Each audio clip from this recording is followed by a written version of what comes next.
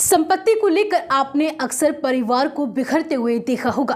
कहते हैं कि संपत्ति के सामने सारे रिश्ते खत्म हो जाते हैं और लोग अपनों के ही खून के प्यासे हो जाते हैं। मगर आज हम आपको जो खबर बताने जा रहे हैं वह शायद ही आपने इससे पहले सुनी या पढ़ी हो। ये खबर सामने आई है भगवान श्री कृष्ण की जन्मभूमि उत्तर प्रदेश के मथुरा से। यहाँ 85 साल की माँ का शव चिता पर रखा हुआ था, मगर बुजुर्ग महिला की तीनों बेटियों को मां की मौत का दुख नहीं हुआ। तीनों बेटियां संपत्ति को लेकर आपस में ही एक दूसरे के साथ लड़ती भिड़ती रही। तीनों बहनों ने शमशान घाट पर ही एक दूसरे से लड़ाई करनी शुरू कर दी और तीनों संपत्ति को लेकर एक दूसरे से भिड़ पड़ी। दूसरी तरफ मां का शव चिता पर लेटा हुआ था। आपको भी जानकर हैरानी होगी कि तीनों बहनों की लड़ाई की वजह से कई घंटों तक बुजुर्ग मां का अंतिम संस्कार नहीं हो सका और उनका शव चिता पर ही लेटा रहा। इस दौरान कई बार पंडित भी आकर चले गए, मगर तीनों बहनों की संपत्ति को लेकर लड़ाई की वजह से अंतिम संस्कार नहीं हो सका। कई घंटों तक शमशान घाट पर तीनों बहनों का हाई वोल्टेज ड्रामा चलता रहा। दरअसल 85 साल की बुजुर्ग महिला पुष्पा का बीमारी के चलते सोमवार सुबह को निधन हो गया।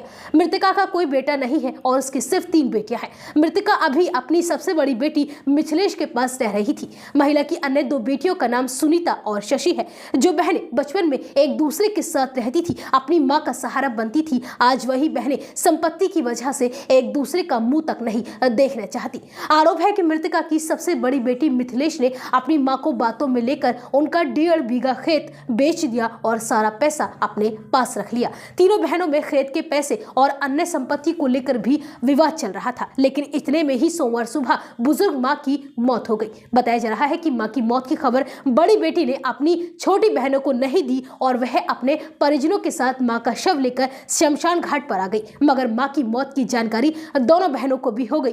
बुजुर्ग महिला की दोनों बेटियां भी गुस्से में शमशान घाट जा पहुंची। दोनों बेटियों ने अपनी मां का अंतिम संस्कार नहीं होने दिया। इस दौरान तीनों बहनें संपत्ति के बंटवारे को लेकर एक दूसरे से लड़ाई करने लगी। दोनों बहनों का कहना था कि मां की जो बची हुई संपत्ति है उसे उन दोनों के नाम किया जाए। दोनों बहनों ने साफ कह दिया कि मां का अंतिम संस्कार तब तक नहीं होगा जब तक बची हुई संपत्ति हमारे नाम नहीं की जाएगी। वहीं बड़ी बहन मिथिलेश इस बात के लिए तैयार नहीं हुई। इस दौरान करीब 9 घंटे तक शमशान घाट पर ऐसे ही तीनों बहनों के बीच विवाद और लड़ाई होती रही। दूसरी तरफ मां का शव चिता पर ऐसे ही अंतिम संस्कार के इंतजार में लेटा रहा।